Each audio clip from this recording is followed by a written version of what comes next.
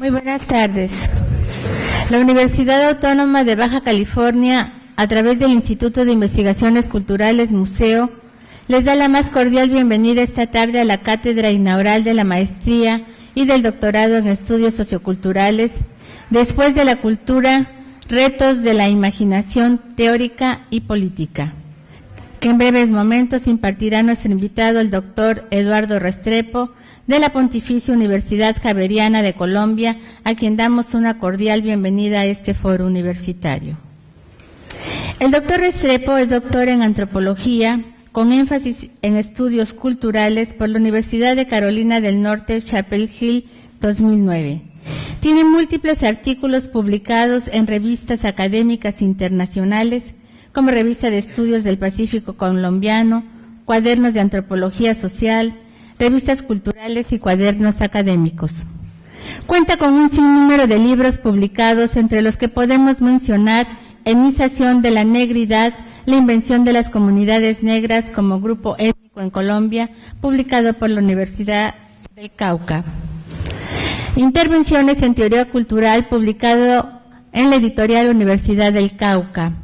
Antropología y estudios culturales, confluencias y disputas desde la periferia, publicado en Buenos Aires en la editorial Siglo XXI. Inflexión decolonial, fuentes, categorías y cuestionamientos, publicado en la editorial de la Universidad del Cauca con Axel Rojas. Afrodescendientes en Colombia, compilación bibliográfica, publicada por la editorial Universidad del Cauca con Axel Rojas en 2008. Políticas del conocimiento y alteridad étnica, publicado en México por la UNAM en el 2003. El doctor Restrepo cuenta con varias traducciones, así como ha sido tutor y director de varias tesis de posgrado. Ha obtenido varios premios y reconocimientos, entre los que destacan la beca de investigación de la Fundación Rockefeller, el premio Honing Award, otorgado por el Departamento de Antropología de la Universidad de Carolina del Norte en Chapel Hill en el 2002 por la tesis de maestría, y el primer lugar en el Premio Nacional Otto de Grave en Ciencias Sociales y Económicas, otorgado en 1998 por Colciencias y la Universidad Nacional de Colombia, entre otros. Sus líneas de interés son la teoría crítica, social y cultural contemporánea, las genealogías de la colombianidad, las geopolíticas del conocimiento, antropologías del mundo, las poblaciones afrodescendientes y la región del Pacífico colombiano. Actualmente es profesor asociado del Departamento de Estudios Culturales de la Facultad de Ciencias Sociales en la Universidad Javeriana de Colombia. A continuación, queda con ustedes el doctor Eduardo Restrepo.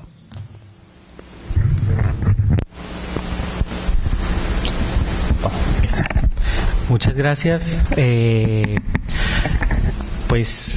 Otra vez en este escenario, esta mañana, esta tarde, sí, mañana tarde estuvimos acá y pues siento ya una familiaridad y seguro una nostalgia para cuando no esté por acá, una familiaridad con este escenario. Entonces, muchas gracias por la presentación y agradecer nuevamente la invitación del Instituto, del Museo, de la Maestría, y como las instituciones son gente, no son cosas tan abstractas, pues a Julio, porque él es realmente el gestor de los aciertos de este asunto. Los desaciertos son mi responsabilidad. Bueno, entonces voy a hacer un ejercicio que no suelo hacer, y es el de la lectura.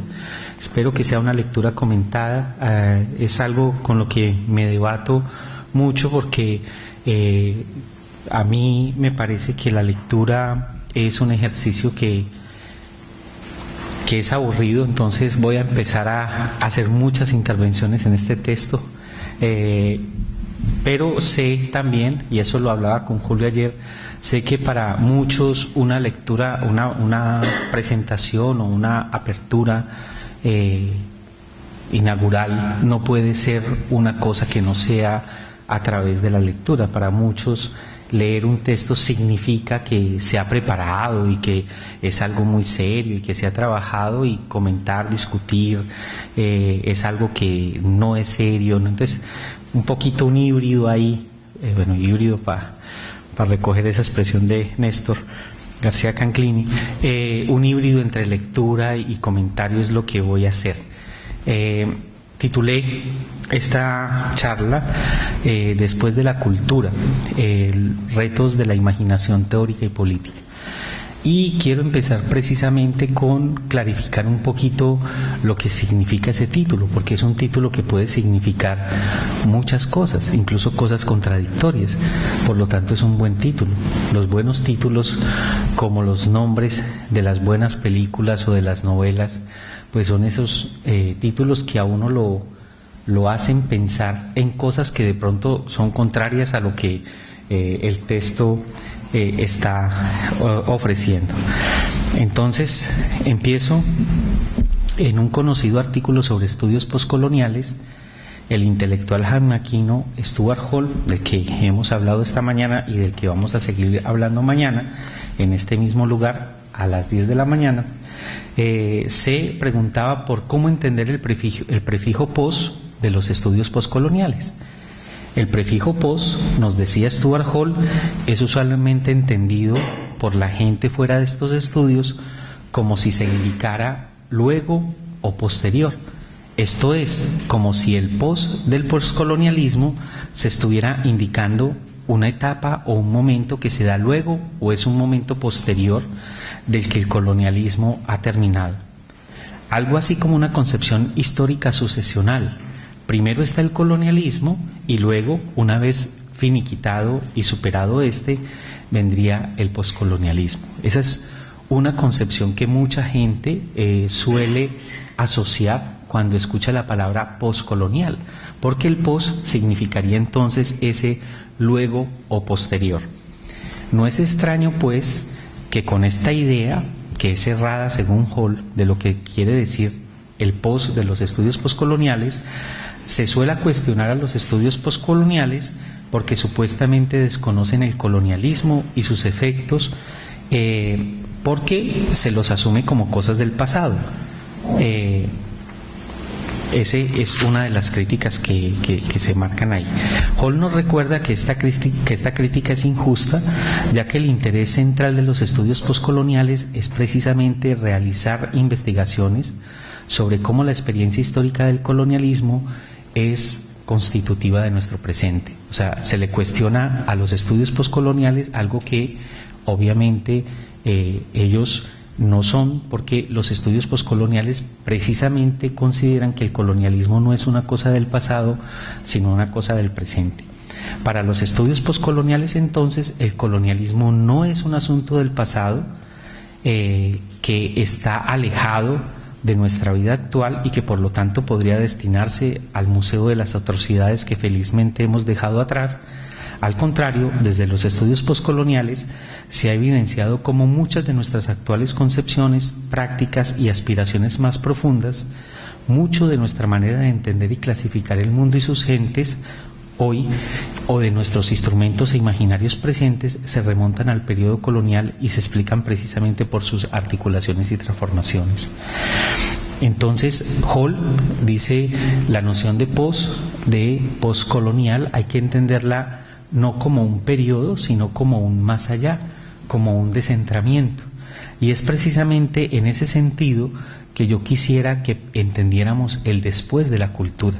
El después de la cultura no como un periodo que está en la imaginación social y teórica después o más allá o luego, sino como un descentramiento del lugar central que ocupa la cultura hoy en la imaginación teórica y política.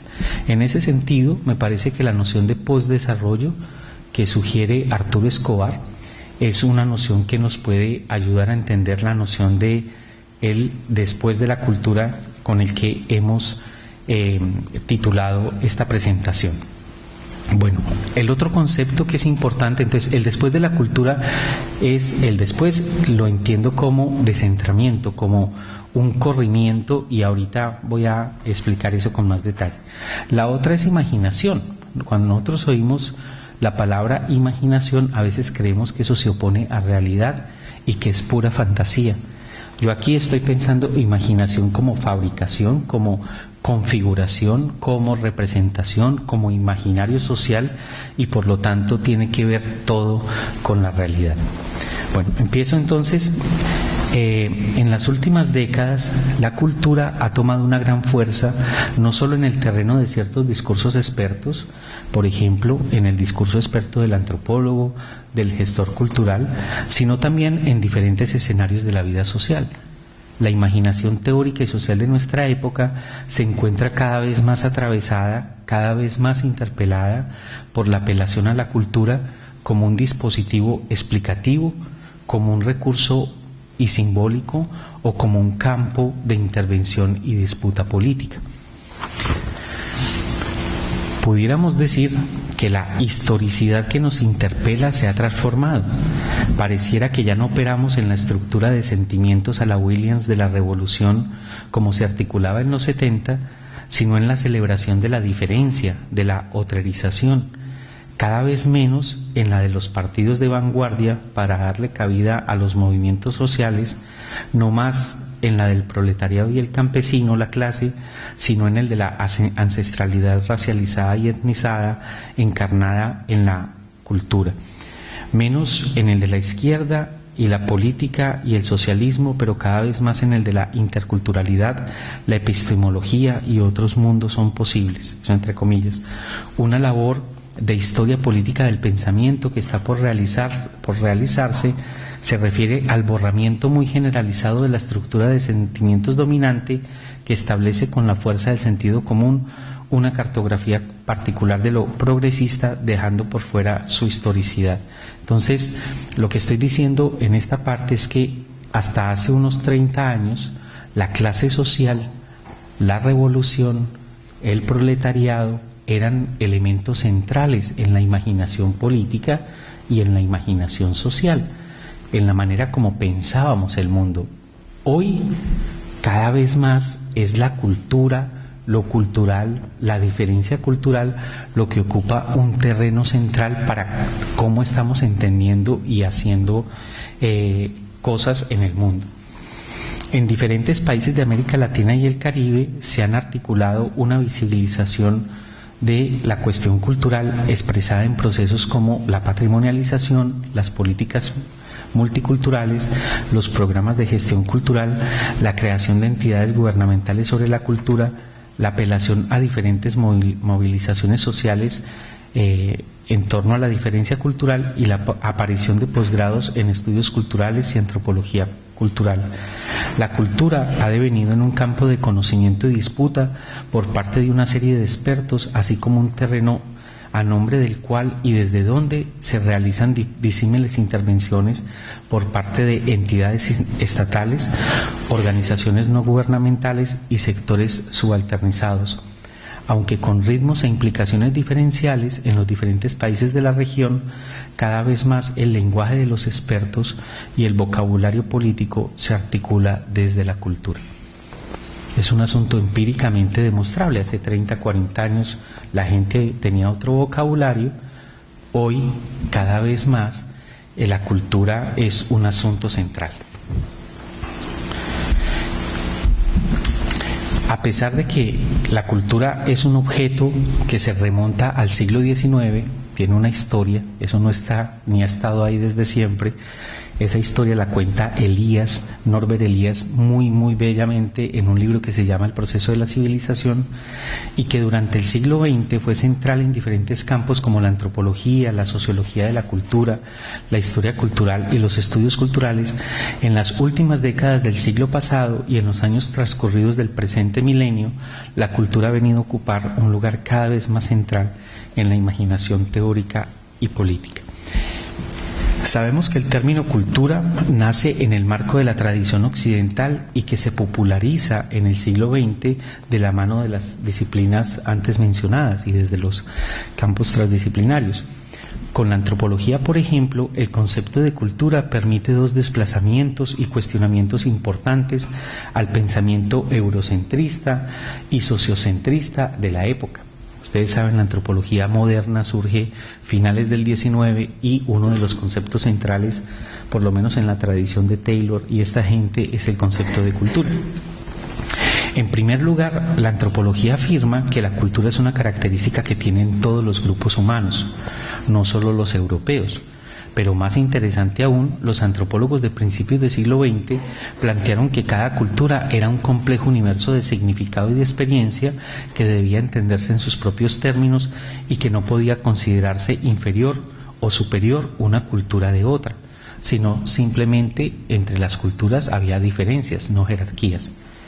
Ese relativismo cultural significaba una valoración de cada cultura por lo que era, por lo que los europeos no podían considerarse superiores por su cultura con respecto a otras culturas. El argumento central del relativismo cultural es entonces que no hay culturas superiores o inferiores, sino solo distintas, y que cualquier práctica cultural solo es entendible en el contexto de la cultura a la que pertenece. Con esta idea, con la idea del relativismo cultural, se cuestionaban los supuestos más preciados de todo el pensamiento evolucionista y su expresión en la ideología colonialista, que suponía que los europeos eran la cúspide de la civilización y que las diferencias culturales con respecto a otros pueblos debían entenderse como fases de una evolución unilineal. ¿Se acuerdan? Salvajismo, barbarie, civilización, los europeos, y los no europeos estaban de ahí para abajo. La noción de cultura que se articula con el relativismo cultural opera entonces como una afrenta a la arrogancia de la superioridad europea expresada en el pensamiento evolucionista y en las prácticas de la ideología colonial. La noción de cultura de los antropólogos y de los estudios culturales en el siglo XX también tiene otro importante efecto crítico. Cuestionaba la idea de que una gente tenía cultura, que eran cultos, mientras que otros no tenían, eran incultos, sin cultura. Para los antropólogos y estudios culturales, practicantes de estudios culturales de la época, se entendía que la cultura era un modo de vida, por lo que todos los seres humanos tenían cultura, poseían cultura. No podía establecerse esa distinción de una gente culta con cultura y una gente inculta sin cultura. Cultura no era igual a ser culto, es decir, saber de música clásica, de grandes pintores, de obras literarias y retorcidas discusiones filosóficas. Al contrario de esta estrecha noción, la noción de cultura como modo de vida planteaba que la gente común y corriente tenía una cultura tan valiosa y probablemente tan compleja antropológica y sociológicamente como la gente de la gente culta. El concepto de cultura como modo de vida de los seres humanos se pone en el concepto de cultura como modo de vida de los seres humanos, se pone en evidencia el elitismo y el sociocentrismo de la idea de que unos seres humanos poseen cultura, son cultos, y los otros son sujetos sin cultura. En síntesis, el concepto de cultura como forma de vida de un grupo humano fue un gran aporte a la imaginación teórica y política de principios y de mediados del siglo XX.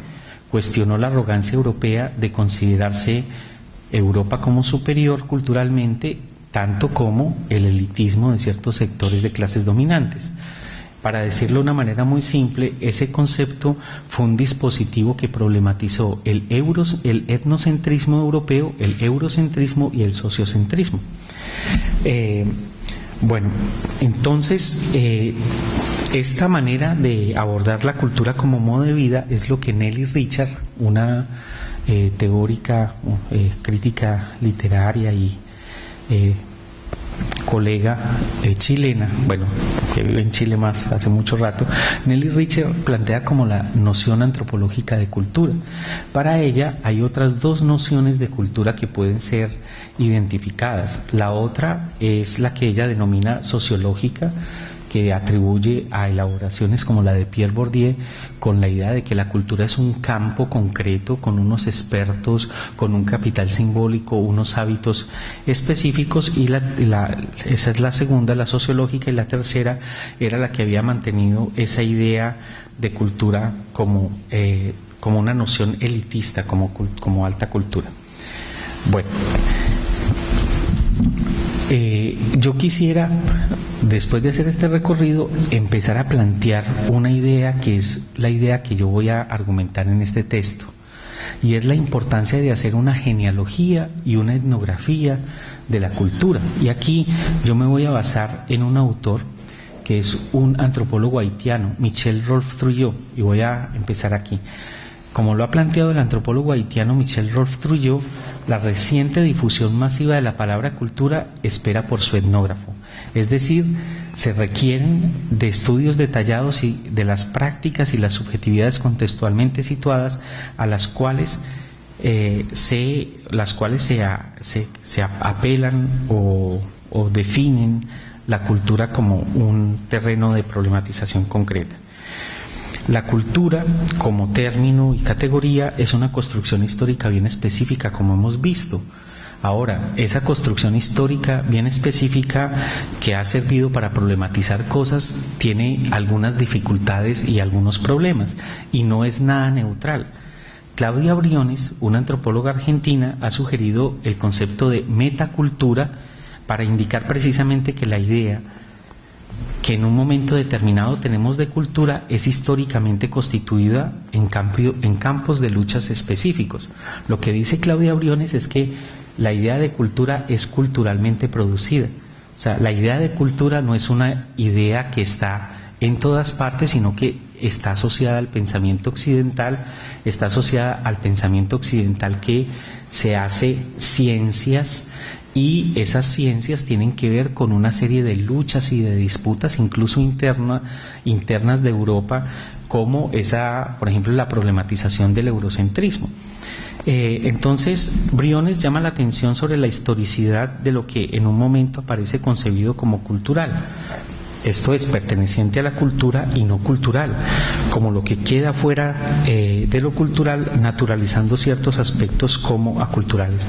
Entonces, el concepto de cultura no solamente es históricamente producido, culturalmente producido, sino que cuando uno dice esto es cultura, entonces uno deja cosas afuera que no son cultura. Entonces, la exterioridad del concepto de cultura también es históricamente producida, no solamente el ámbito de los objetos o de las prácticas o de las relaciones que se definen dentro, sino también lo que queda afuera. Entonces, Claudia Briones dice, no solamente cuando se habla de cultura, no solamente se produce la cultura, sino que se produce la no cultura, lo que está fuera de la cultura. Entonces,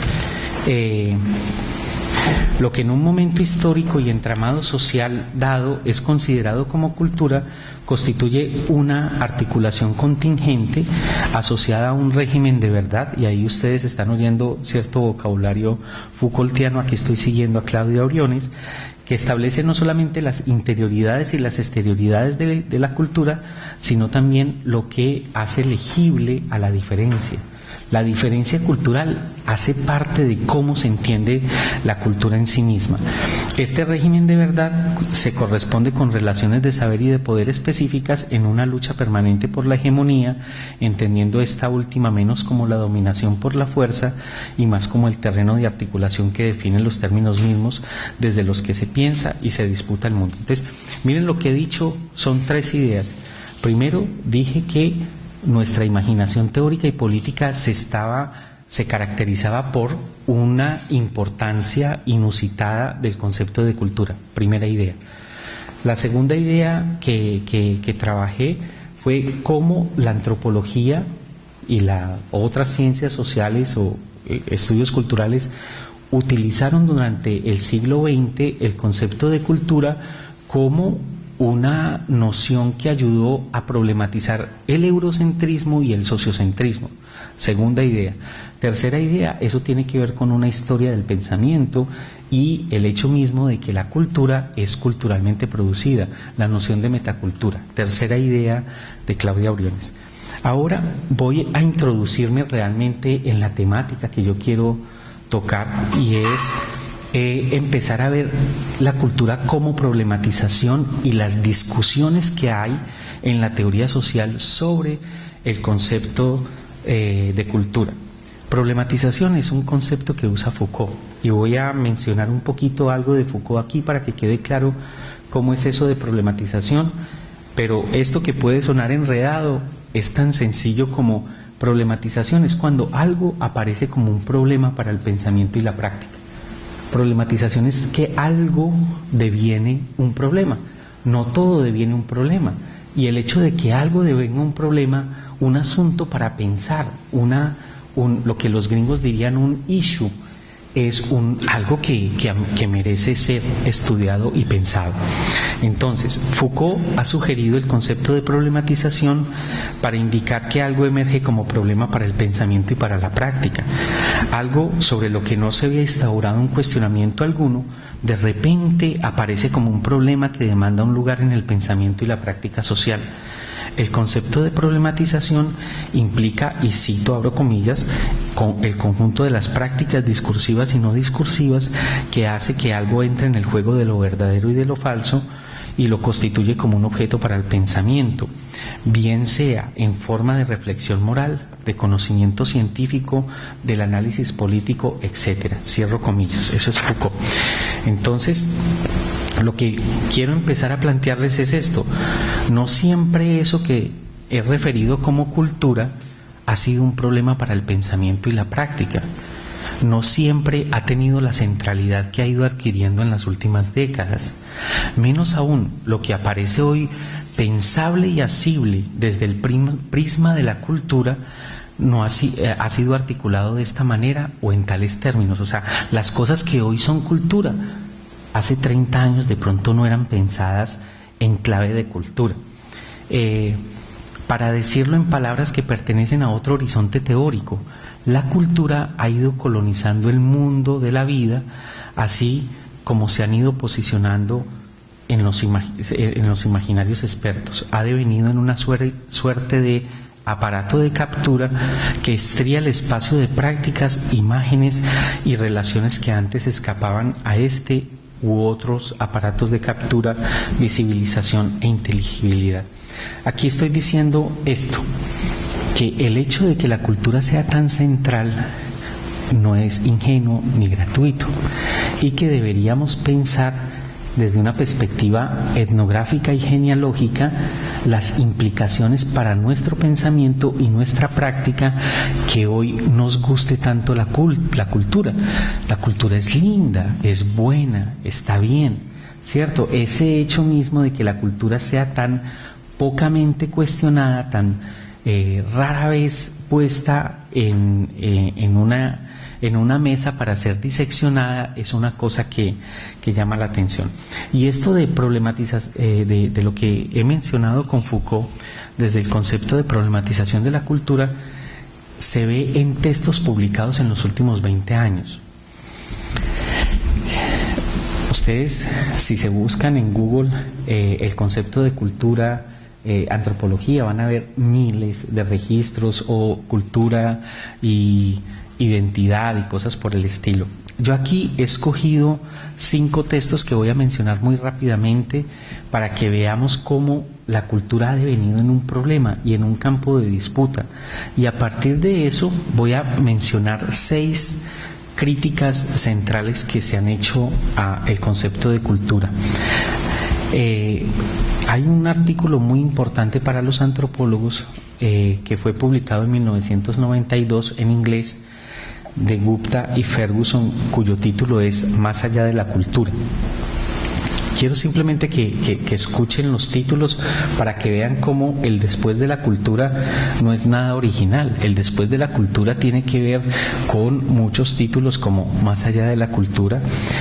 En el 91, una antropóloga que se llama Lila Abululu-Gut, escribe un texto que se llama Writing Against Culture, que es una reacción un poco a un texto que se escribió que se publicó en el 86, que fue muy famoso en Estados Unidos, que era Writing Culture. que es como el giro de la antropología posmoderna o el postestructuralismo en antropología, depende cómo lo vea uno. Entonces ahí también se encuentra eso. El antropólogo haitiano que yo les mencionaba ahorita publicó unos años después un artículo precioso que se llama Adiós Cultura. Surge un nuevo deber, el adiós en francés. Yo ahí sí no me atrevo, mi inglés está muy broken English, pero por lo menos entiendo alguna cosa. Francés sí no me atrevo, dice adiós en francés, cultura. Hace poco hay un colega que escribió un libro, publicó un libro que se llama Los límites de la cultura, Alejandro Grimson. Muchas de estas discusiones que yo les voy a plantear ahorita son discusiones que hemos dado con Alejandro y donde tenemos diferencias y cercanías importantes. Y otro colega, Víctor Bish, que es un colega peruano, acaba de publicar un libro que se llama Desculturalizar la cultura. Entonces, miren, solo desde estos títulos cómo la cultura no solamente ha sido un instrumento de pensamiento o un terreno para disputar cosas que ha sido cada vez más importante, sino que hay un grupo de gente que está cuestionando esa noción de cultura de múltiples maneras. Entonces también está hablando de cultura, o sea, cuando uno cuestiona algo, de alguna manera uno está hablando de ese algo, uno está entrampado en ese algo, ¿no? Bueno, entonces aquí me voy a la parte que me parece más interesante, que espero les produzca más escozor de la charla, y es que uno puede decir que hay 6 grandes críticas que se le ha cuestionado o que se le han hecho a la cultura, a la noción de cultura como fue desarrollada en la primera mitad del siglo XX. La noción de cultura como modo de vida de un grupo humano ha sido cuestionada porque al hacer énfasis en lo compartido tiene un efecto homogenizante que difícilmente permite aprender las diferencias y matices al interior de la cultura. Aunque con el concepto de cultura se ha logrado resaltar la diferencia entre las culturas, paradójicamente ha tenido un efecto de borrar las diferencias al interior de cada cultura.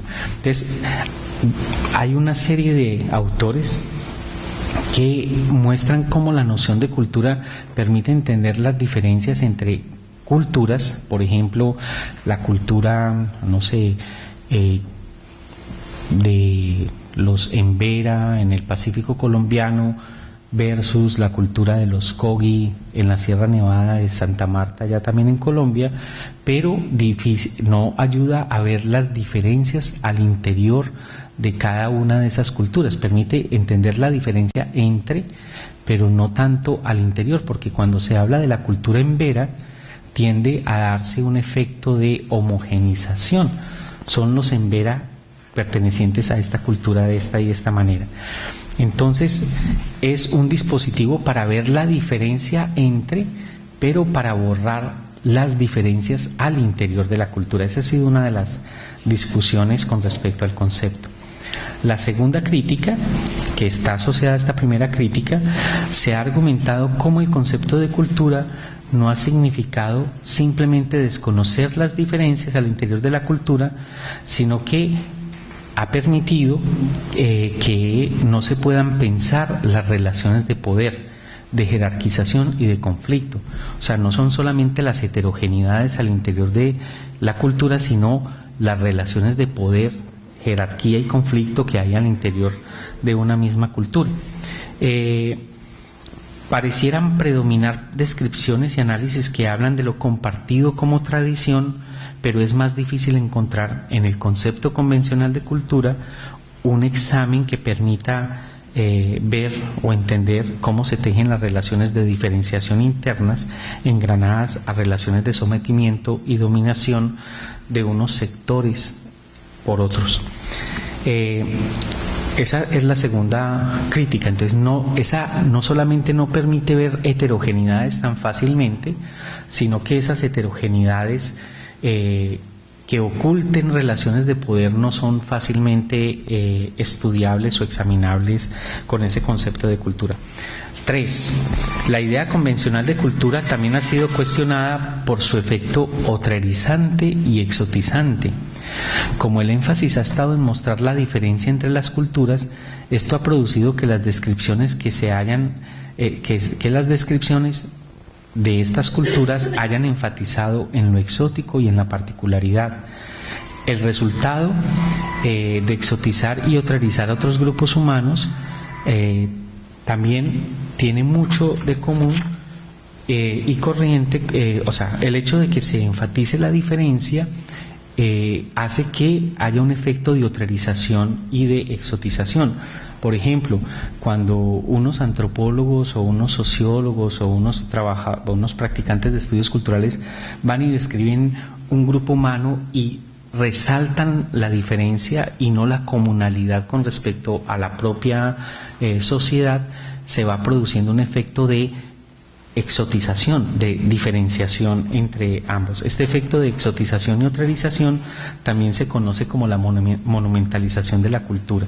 Pues una tercera crítica que tiene que ver con las políticas de representación es precisamente esa idea de que cuando uno enfatiza la diferencia, entonces pierde o se diluye la comunalidad entre las culturas. El cuarto punto, donde han habido otra serie de críticas, es que se ha indicado cómo el concepto de cultura, ese concepto más convencional de cultura, que ha nacido para cuestionar el racismo, ha empezado paradójicamente a ser utilizado racialmente. Explico esto. Esto es el trabajo de Trujillo en el artículo que yo les mencionaba de Adiós Cultura. Ustedes saben que Franz Boas, por ejemplo, que es el fundador de la antropología estadounidense, usó el concepto de cultura para demostrar que no había una correspondencia entre raza y cultura. Y por lo tanto lo que hizo Boas fue cuestionar el pensamiento racial de su época, porque al mostrar que no había una correspondencia entre la dimensión racial y los aspectos culturales de una gente, lo que hacía era desmontar la premisa del pensamiento racial que establece una equiparación entre biología y comportamiento moral o capacidades intelectuales. Boas desmontó eso. Por lo tanto, el concepto de cultura, con el relativismo cultural que mencionábamos ahorita, que sirvió para cuestionar la arrogancia europea de que era la civilización superior, también sirvió para cuestionar la idea de que habían unas razas superiores y unas razas inferiores que se expresaban en unos comportamientos jerárquicos como pues el pensamiento racial de principios de siglo. Eso fue, por lo tanto, Boas trabaja la noción de cultura como un anticoncepto de la biología. La cultura desmonta esas determinaciones biológicas que el pensamiento racial pretendía enunciar. Ahora, lo que ha pasado en las últimas décadas es que el concepto de cultura se ha ido racializando, de la manera de que las culturas han devenido en esencias o en marcaciones o en sedimentaciones o en fijaciones a las cuales esas gentes que supuestamente pertenecen a esas culturas están ineluctablemente condenadas. Entonces, de un concepto que sirvió para desmontar el racismo biológico, ahora el pensamiento racial cada vez más opera en términos de cultura. Entonces ya no es necesario apelar a la biología para descartar o para separar o para segregar o para discriminar una gente, sino que está el concepto de cultura. Por lo tanto, mucha gente ha indicado cómo en las últimas décadas ha habido un desplazamiento del racismo biológico, o mejor, del racismo que apela a la biología como fundamento, a el racismo cultural, esto es, a aquellos que apelan a la cultura como si fuese biología, esto es, como si fuese algo esencial, algo marcado, algo fijo, algo estable en una gente determinada. Entonces, el concepto de cultura cuestionó el racismo porque demostró que las diferencias biologizadas de los grupos humanos no eran relevantes para explicar sus comportamientos, habilidades, características morales. No obstante, cada vez es más común que se hable de la cultura como el determinante del comportamiento de un grupo o de un individuo, de la misma forma que se había recurrido al de la raza. Esto ha llevado a que las prácticas de discriminación, exclusión y violencias recurran a esta noción esencialista de cultura, por lo que algunos analistas hablan del racismo cultural. Entonces hay una paradoja de un concepto que surgió para desmontar pensamiento racial en los últimos 40, 50 años, ha servido para solidificar, para establecer, para sedimentar pensamiento racial. Por eso alguna gente señala como la derecha en Estados Unidos, por ejemplo, o en Europa, no se opone, no se siente incómoda, no descarta la cultura y ciertas versiones del multiculturalismo. Entonces ahí hay una discusión importante. El quinto cuestionamiento al concepto de cultura, de lo que hemos venido hablando, es que la noción también se ha cuestionado porque se le ha dado la predominancia a enfoques sincrónicos, así como a estrategias retóricas como el presentismo etnográfico. Los enfoques sincrónicos de la cultura han sido cuestionados desde mediados del siglo XX, sobre todo en sus articulaciones funcionalista y estructuralista, por su desdén por la comprensión desde procesos históricos y las transformaciones culturales. El presentismo etnográfico, por otra parte, es un cuestionamiento de los años 80 que problematiza las prácticas escriturales de los etnógrafos que describen la cultura en su presente generalizado, tomando la experiencia históricamente constituida del etnógrafo como el indicador atemporal de lo que supuestamente es una cultura. Esta crítica también tiene que ver con el hecho de que la cultura ha implicado el abandono de la categoría de clase social. O sea, antes había un mundo donde la clase social lo era todo. Hoy pareciera que la clase social no existe para mucha gente. Nos hemos ido, en mi tierra dicen que nos hemos ido de un lugar donde la vela no alumbraba al santo a un lugar donde está quemando el santo, ¿cierto? Entonces, la cultura, que fue un concepto que también surgió en cierto momento de los estudios culturales, sobre todo para evitar el reduccionismo de clase, ha devenido en un reduccionismo que podemos denominar culturalismo. Ahorita voy a hablar un poquito más del reduccionismo culturalista y de las limitaciones de ese reduccionismo. Entonces, esta crítica de que la cultura no piensa tanto o no permite pensar tanto en términos de historicidades y de clase social y todas esas cosas, es una crítica que también ha sido bastante realizada desde diferentes puntos. La sexta crítica, y yo aquí estoy recogiendo críticas de múltiples direcciones, o sea, aquí ni siquiera estoy hablando de los autores que están detrás de estas citas y detrás de estos cuestionamientos, pero son cosas que vienen de la antropología, de la sociología, de los mismos estudios culturales, no son cosas que solamente pasan en una disciplina. Sexto, se ha cuestionado cómo el término que se acuñó para examinar de cierta manera una serie de procesos y aspectos del mundo se ha pasado a considerar que la cultura es una entidad en el mundo. Esto es lo que Pierre Bourdieu dice tan bellamente, de que se confunden las cosas de la lógica con la lógica de las cosas. Se confunde el nivel analítico con el nivel ontológico. La cultura fue una invención de los europeos, una categoría analítica que los europeos se inventan para pensar unas cosas, y después pareciera que la cultura le hubieran nacido piecitos, bracitos, carita, y entonces la cultura empieza a andar en sus propios pies. Entonces, esto es la confusión entre el nivel analítico con la distinción ontológica. De una herramienta para comprender se ha pasado a creer que la cultura es una cosa existente como tal en el mundo. De esta manera se produce la confusión de una distinción analítica con una ontológica.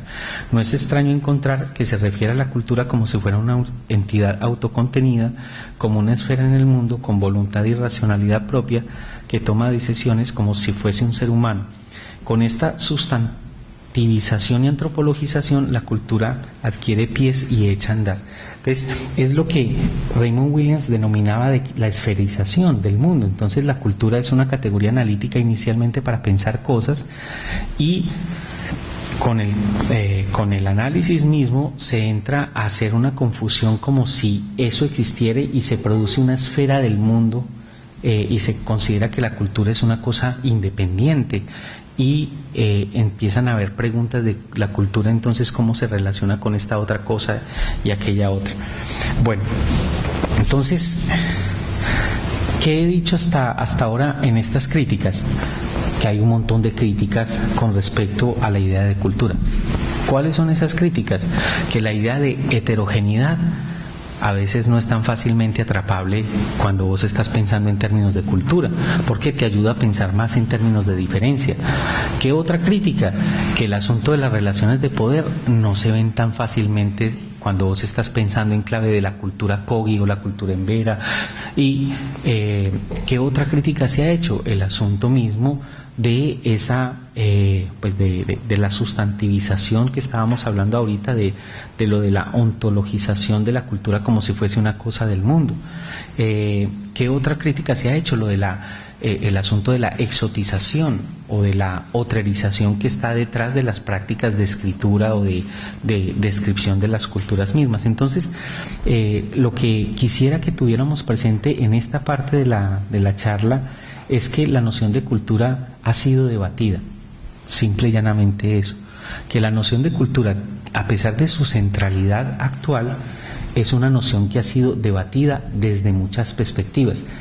¿Tienen razón o no? Es otra discusión. O sea, no quiero que ustedes me entiendan como que entonces hay que seguir esas críticas y esas críticas son acertadas. No, a mí lo que me interesa es cómo la cultura ha devenido en un problema, cómo ha devenido en un asunto para la reflexión y la práctica, incluyendo todas estas críticas como parte de la cultura.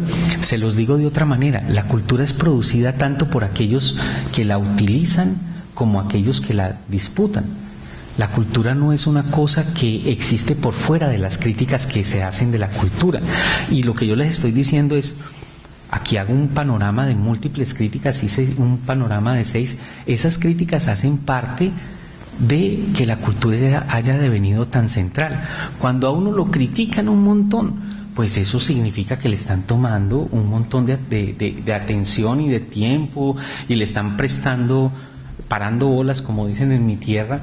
Entonces es en esa clave que yo quiero que ustedes lean estas críticas, y pues la bibliografía está ahí. Esas críticas no me las inventé yo para venir a hablar ahorita de lo de la cultura, pero lo que yo sí quiero es que pensemos las críticas no en cosas en sí, sino en los efectos de solidificación, en los efectos de naturalización, en los efectos de consolidación de este objeto de reflexión, de este objeto de intervención, de este objeto de disputa, que para nosotros es una cosa que a veces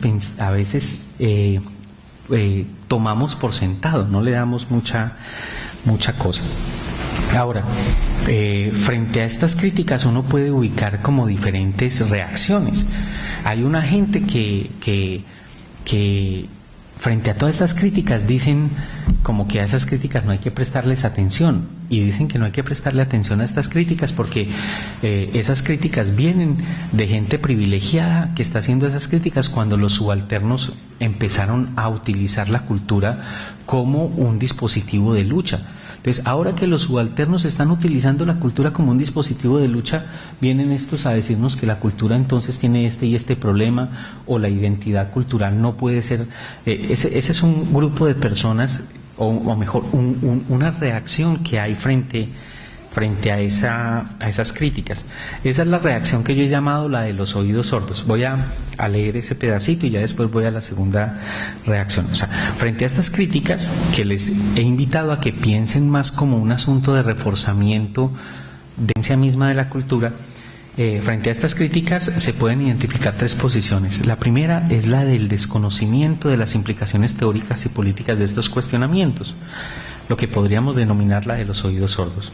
Una forma de desconocimiento es la de matizar las críticas, apocar sus alcances. Otra forma de desconocimiento es indicar que hay motivaciones políticas censurables en estas críticas, ya que se observa con sospecha que precisamente ahora que precisamente ahora se salga a cuestionar un concepto que finalmente había sido apropiado por los sectores subalternizados en sus luchas y reivindicaciones, lo que les acaba de decir. La segunda posición es una que yo podría denominar de reformista. Esto es, se toman en serio algunas críticas y dicen, bueno, entonces mejoremos el concepto de cultura. Entonces, el problema es que el concepto de cultura tiene algunas fallas, algunas dificultades. Entonces, lo que hay que hacer es crear un mejor concepto de cultura, un concepto de cultura que trascienda esas fallas. Entonces, por ejemplo, el concepto convencional de cultura de Malinowski no permite pensar realmente relaciones de poder y heterogeneidad. Entonces, inventémonos un concepto de cultura que sí incluya la heterogeneidad y las relaciones de poder, y los antropólogos han hecho eso en los últimos 30 años un montón. O sea, se han dedicado a, no sé, como a reformar el concepto de cultura para que el concepto de cultura esté mejor, sea mejor, a mejorar el concepto de cultura. Entonces, en esta posición se reconoce la relevancia de las críticas, a diferencia de la anterior, ante lo que se presentan diferentes estrategias para complejizar el concepto, para mejorarlo, de tal forma que no caigan en algunos de los problemas señalados. Una de las propuestas, entre muchas, es la de Appadurai. Appadurai, pues, con su libro de Modernity at Large, o sea, la modernidad desbordada, creo que lo tradujeron. Él allí sugiere que como hay ese problema de la sustantivización, de la cosificación, de la fetichización del concepto de cultura, entonces no hablemos más de cultura, sino de cultural. Y cultural implica una dimensión, entonces de la sustantivización a la adjetivación habría un desplazamiento epistémico que evitaría que uno pensara que la cultura es una cosa. Y cuando está en la adjetivación, entonces estaríamos pensando en clave de que la cultura es una característica. Eso lo dice Appadurai. Hay otra gente que dice otras cosas. El mismo Alejandro Grimson propone la idea de hablar de configuración cultural.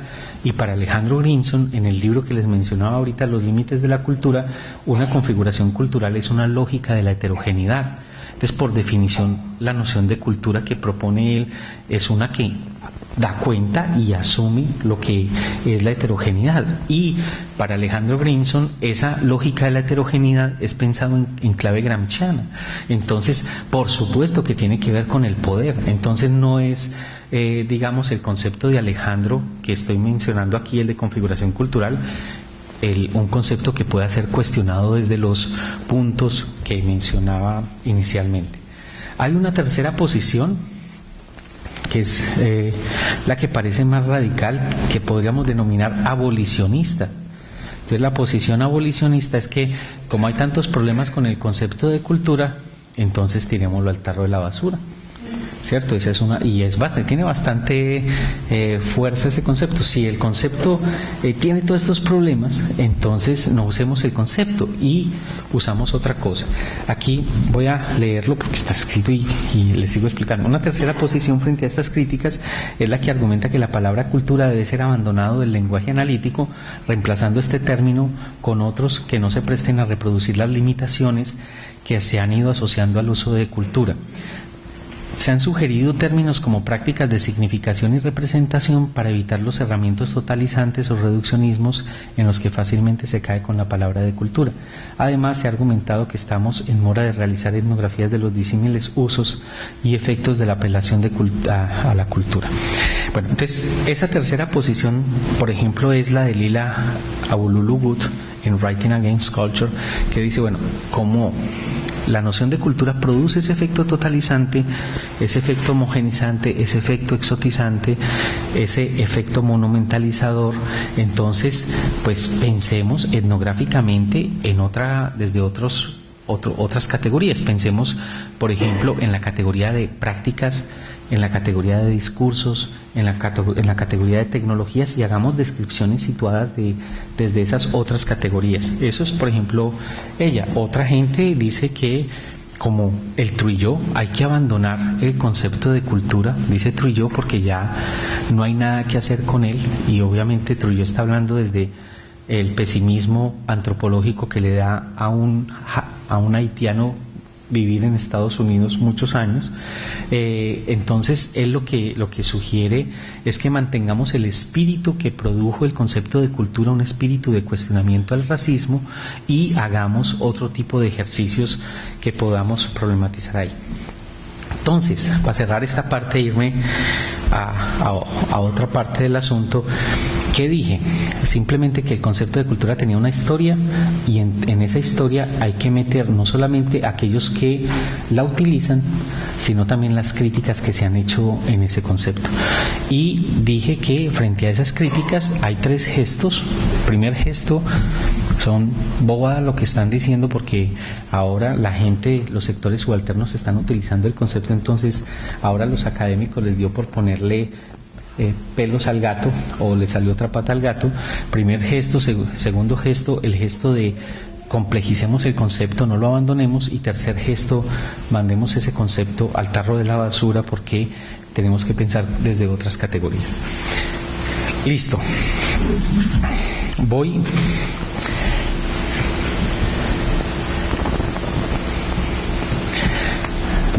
hacia una parte de esta charla que me parece que podría ser interesante para que conversemos al final, y voy a avanzar bastante para que no llevarme las 2 horas en la presentación, y es esto.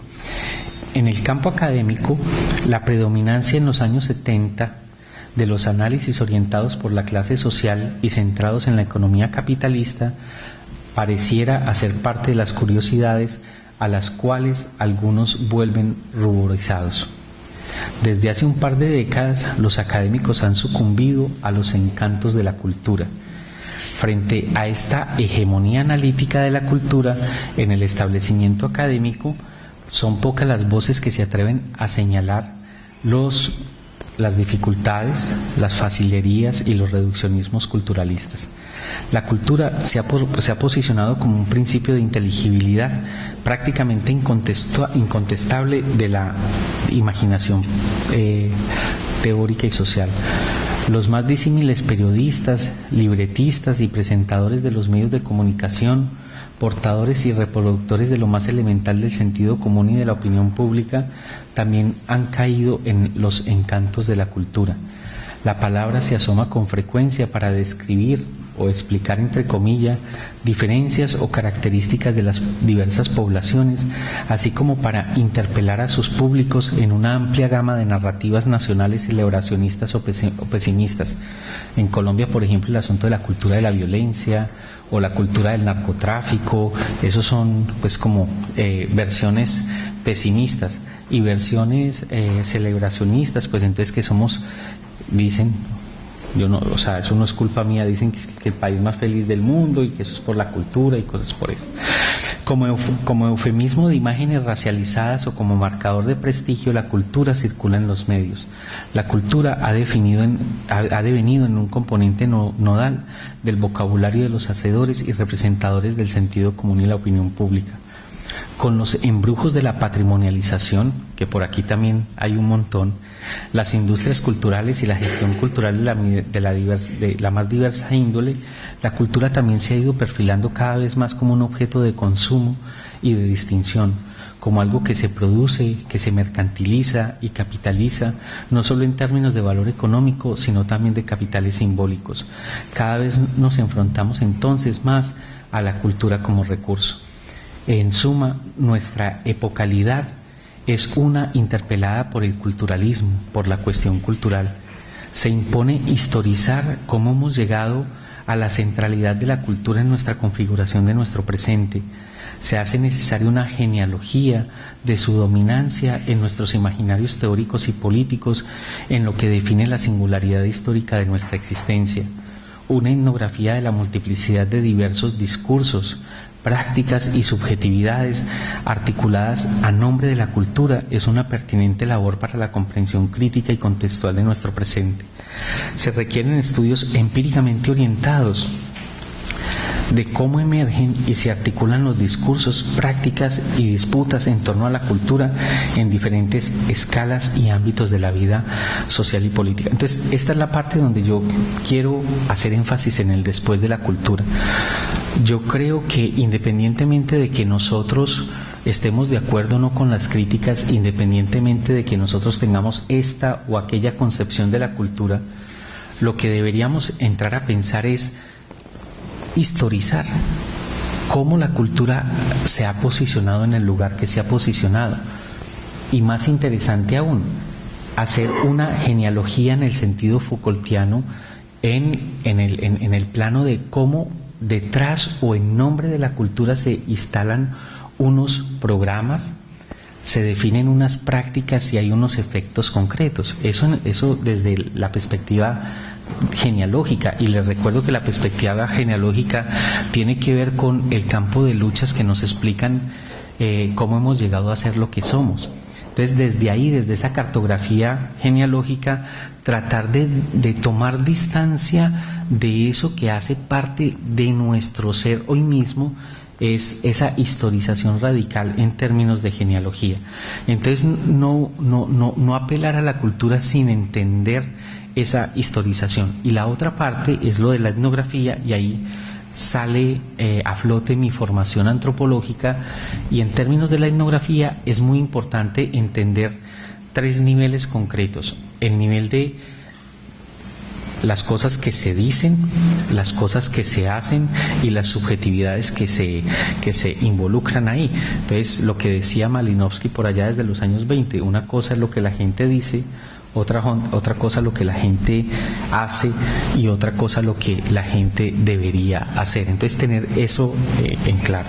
Ahora, pienso que eso nos permite establecer una suerte de agenda de trabajo para un después de la cultura, que implicaría una descentración de la cultura del imaginario teórico y político en términos de 3 planos. Y con esto cierro: el plano de la gubernamentalidad, el plano de la economía política de la cultura y el plano de la producción de las subjetividades. Creo que esos son los 3 planos que están en juego hoy para que dejemos nuestra actitud, a veces inocente, no es un adjetivo, digamos, de calificación negativa, sino un adjetivo de constatación empírica, nuestro acercamiento a veces inocente al asunto de la cultura, que en últimas lo único que nosotros hacemos es tomar una decisión teórica de pensar la cultura por aquí o pensarla por allá o pensarla por acullá, pero no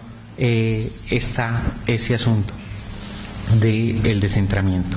Entonces, aquí, pues gubernamentalidad, me excuso con ustedes, nuevamente Foucault, qué pena haber usado tanto a Foucault aquí.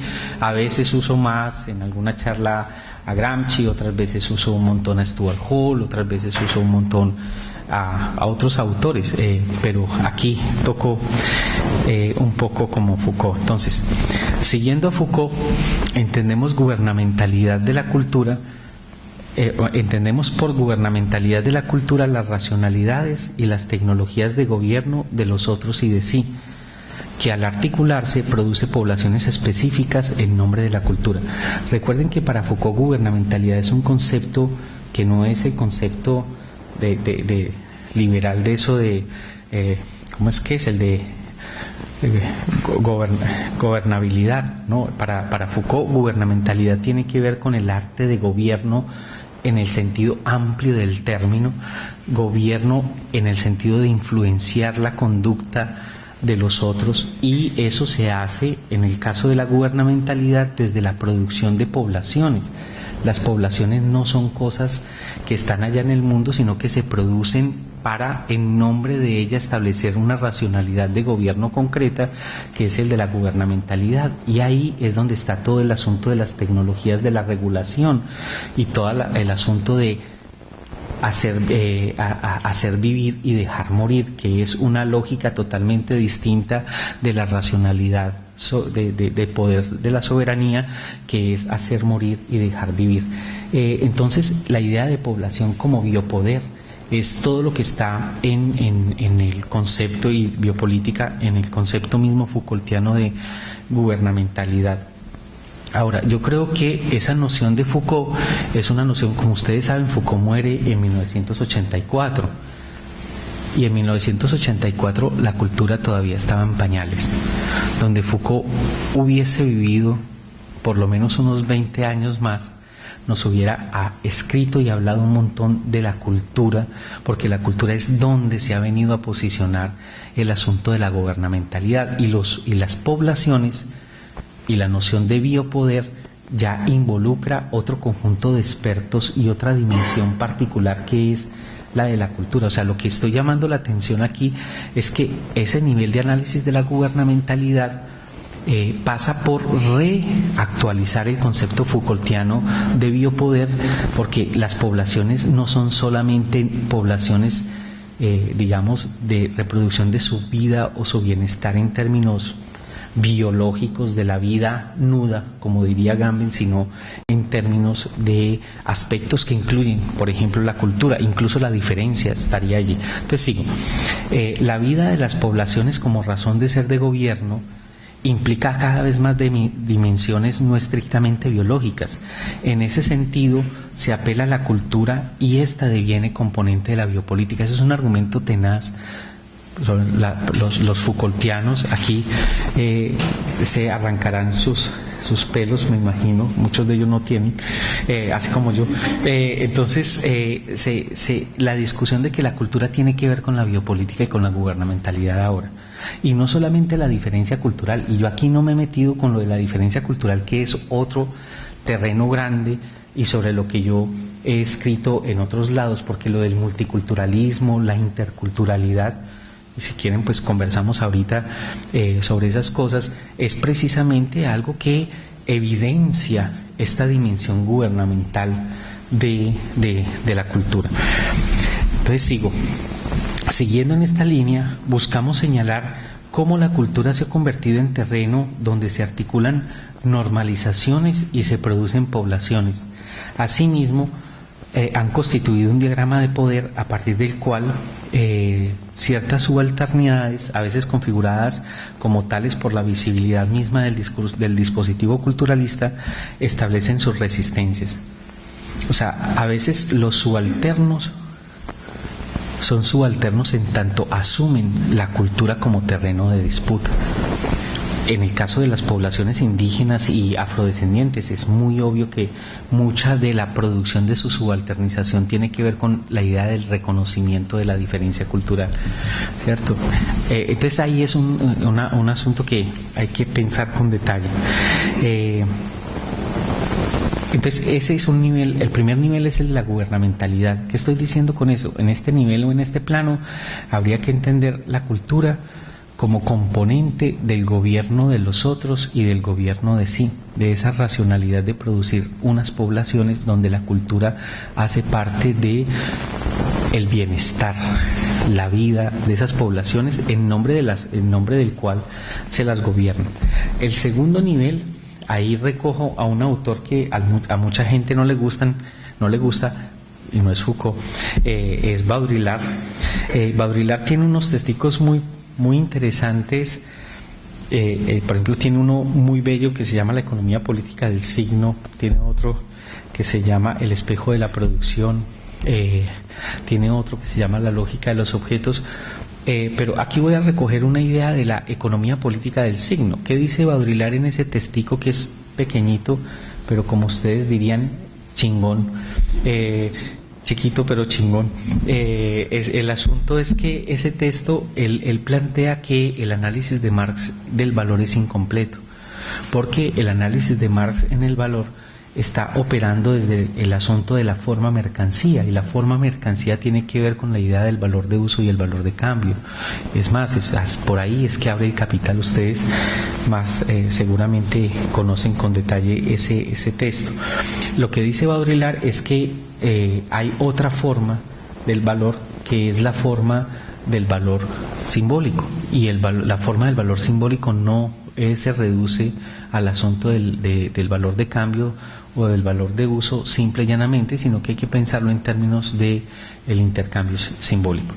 Entonces, bueno, independientemente de que nos guste Baudrillard, esas cosas, yo creo, y eso, pues no soy yo el único que piensa eso, hay un nivel, está el nivel de la gubernamentalidad en el análisis del descentramiento de la cultura, y hay otro nivel que sería el de la economía política de la cultura, entendiendo que la cultura tiene que ver con esta elaboración que hace Baudrillard y no solamente con el asunto de la forma mercancía, porque yo creo que si entendemos por economía política de la cultura solamente la dimensión economicista del asunto, nos perdemos un nivel muy interesante en entender las cosas. Entonces leo ese pedazo, digo, en el plano de la economía política de la cultura, hace unas décadas Jean Baudrillard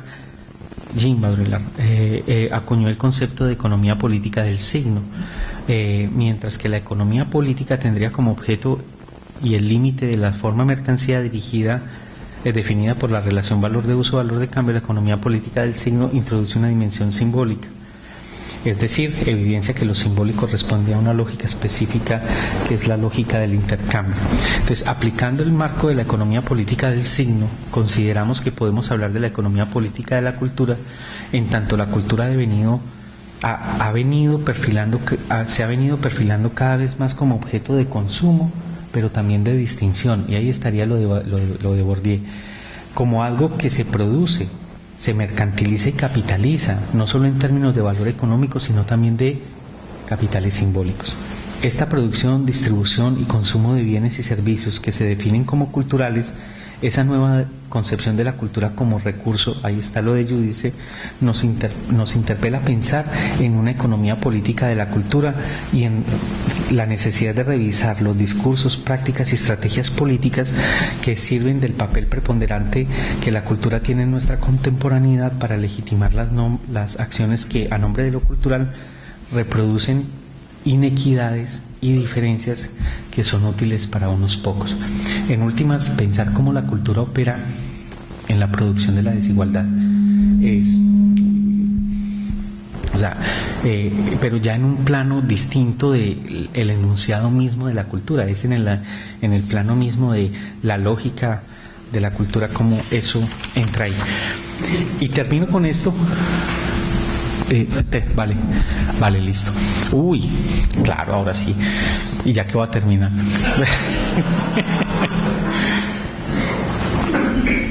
Bueno, entonces, la última parte, o el último nivel o registro que había que trabajar, les mencionaba, es el de las subjetividades. Y aquí me gustaría utilizar el concepto de procesos de subjetivación que nos sugiere Stuart Hall. Entonces, la economía política de la cultura y las racionalidades y tecnologías del gobierno se entretejen para generar procesos de subjetivación que marcan las formas en que nos posicionamos frente al mundo. Construimos identidades y experimentamos nuestra experiencia dentro de unas lógicas de dominación no siempre evidentes y que es necesario desentrañar para comprender el papel que la cuestión cultural juega actualmente en nuestra configuración económica, política y social. Lo que quiero decir es que no es suficiente con hacer un análisis de las tecnologías de gobierno y la racionalidad de gobierno, la gubernamentalidad o esa dimensión que mencionamos ahorita como la economía política de la cultura.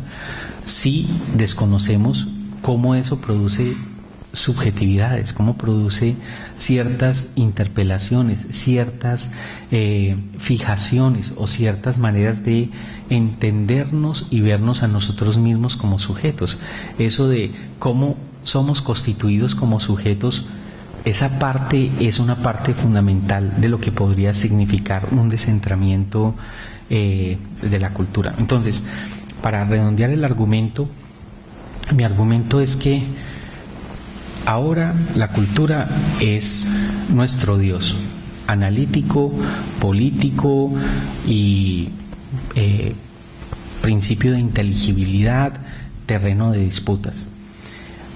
Eso lo hemos reforzado desde las críticas que se hacen al concepto de cultura, y muchos intentan mejorar el concepto de cultura, pero lo que yo creo que tenemos que hacer es descentrar la cultura, tomando una distancia analítica con lo que significa cultura, a partir de una genealogía y una etnografía que yo veo en tres planos: en el plano de la gubernamentalidad, en el plano de la economía política de la cultura y en el plano de los procesos de subjetivación, de cómo eso involucra subjetividades concretas.